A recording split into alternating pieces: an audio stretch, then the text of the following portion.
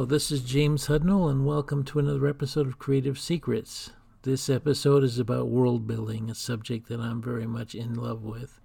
My goal today is to tell you about how to create a world of a story. A story is a world unto itself. It doesn't matter if it takes place in your living room or on another planet. It has to be a believable world for the audience. So you have to know the rules of that world, and you have to use them to your advantage in the story. And so I want to tell you how you can do that, and also how to make any world believable, whether it's completely fantastic or not. Once you understand these principles, it'll be of great advantage to you. The first thing you need to be concerned with is the thing called verisimilitude. It's a complex word for a very simple literary concept, which is how to create a believable, realistic world that people can accept. A world where people can suspend their disbelief, because after all, a story is fiction. They know that going in, but you have to make them feel like this could be real, this could happen. And this is done by establishing rules that people can relate to. Once they believe that the world is not going to be something that the writer just makes up as they go along, if they feel confident that the story is following a set path that makes sense to them, then it becomes believable. And once it's believable, as long as you don't throw them out of the story with something ridiculous, you have the chance to suck them in and get them to go along with it. A good example is the J.K. Rowling Harry Potter series, which has totally ridiculous things going on. However, she establishes a set of rules that create a sense of realism, even though what's happening is unrealistic. And this is done by having consistent things that happen that keep establishing the boundaries of reality, so that things just don't happen out of the blue or by chance. There's always a set of consequences, and there's a setup to everything. Her work is an extreme example, but basically if you set your story in the real world, then it becomes easier. However, there's plenty of movies and books, etc., that use real-world settings that are unrealistic because they do things that don't make sense in the real world. They do things that are false.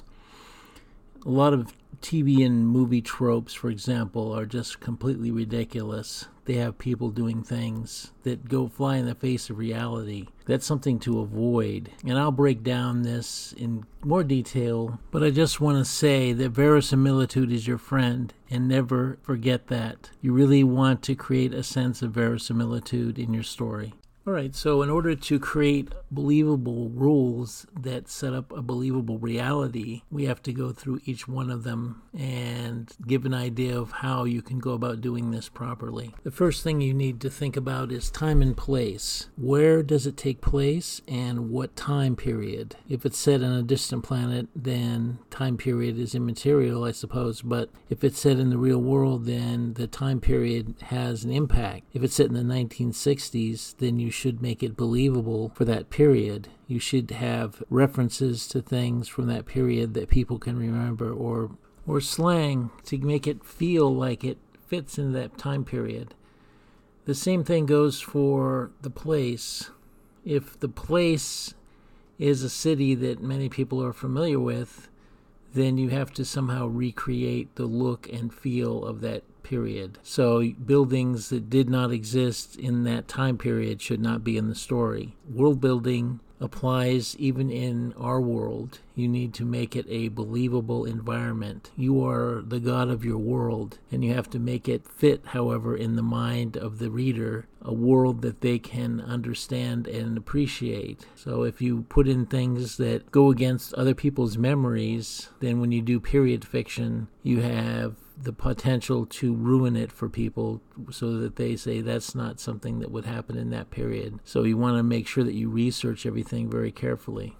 A good rule of thumb is think about all the movies you've seen where things took place in a situation that you know about and it wasn't believable to you. That's what you need to understand. You want to avoid that. So examine the failures to get a sense of what to avoid.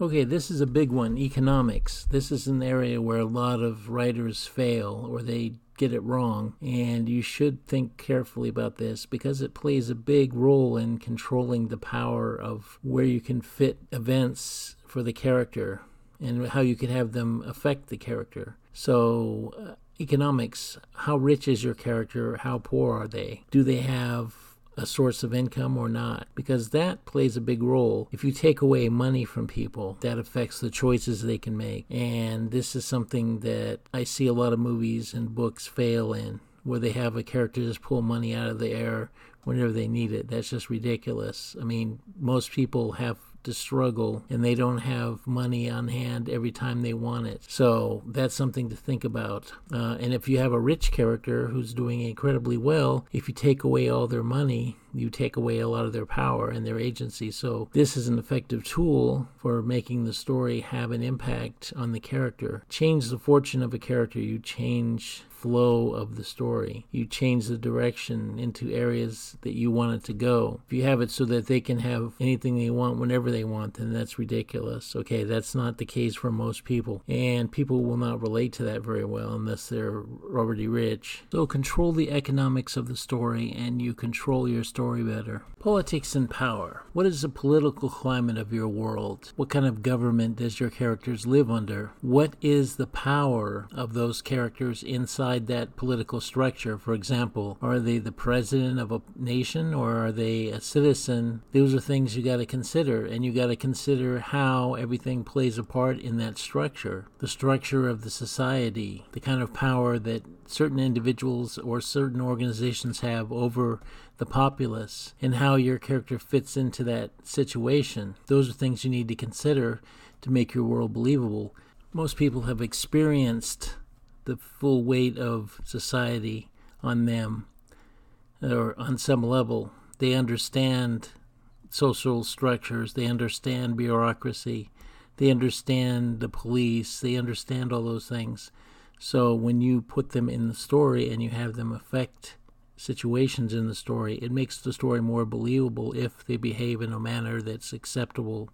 You have to make it believable, even if it's like more extreme than what you're used to, as long as it fits within a structure. Like a police are not just completely able to do whatever they want. They have their own bosses and they have to work under certain rules themselves. You can't have it so that the bad guys can do whatever they want, whenever they want, without some kind of thing above them telling them what to do. I mean, this is the way the real world works. Everybody has a boss, so you have to work within realistic limits. Morals, ethics, and laws. Those are things you also have to consider about the world of your story, even if it's set in modern times. There are different morals and ethics and laws everywhere you look. Within the world of your story, your characters are going to interact with society on some level, and depending on where they interact with society will affect them. So the morals that exist for that character are going to affect how they perform inside that society. The same thing with the ethics and the laws. Those laws and those ethics will determine how other people react to your character or characters, and it will also affect the overall culture that everybody is inside of in the story. So those are things you need to consider and you need to think about, and how they can impact your story and how they can be used to affect. Everything that exists in your story should be used to an effect that you're trying to make. Going back to the themes that we talked about before, it's important that you understand that everything that occurs in the story has the potential to be used to an advantage, strengthening points that you want to make. And not only do you want to make it realistic and believable, but you also want it to be used for any purposes that you might need it for. Finally, we have history and context, two very important things that you also need to consider. What is the history of the world of your story? Even if it's the world that we live in, what historical facts are important to the story, if there are any? Does your story impinge on events that happened in the past? I don't mean necessarily political histories. It could also be individual histories, the history of your character. What are the backstories of the characters and how does it play a role in things that happen in the story? Every story doesn't exist from nowhere. It comes out of something. So your characters had something going on in their lives before the story takes place, and that will probably have some impact on the story. depending on how important those events are, you get to use them to your advantage. And that's something to remember. Context is how you can put those things into play so that they are related. I mean, context is something that a lot of people don't really use properly because everything has a context. We all do things because of a reason. Not always, but most of the time we have a reason for doing certain things. So what is the context of our reasons? The motivations. Those are things you need to understand, is that your character is doing what they're doing in the story for a reason. What are those reasons? What led them to that action? Those are things you need to consider. Okay, that's it for this episode. The next one is about time and how it can be used effectively in storytelling and how it's a critical factor to understand. I'm James Hudnall, and please check the links below. Check out my books and check out my campaign agenda, which is in its final week, and we could really use your help. Thank you very much, and see you next time.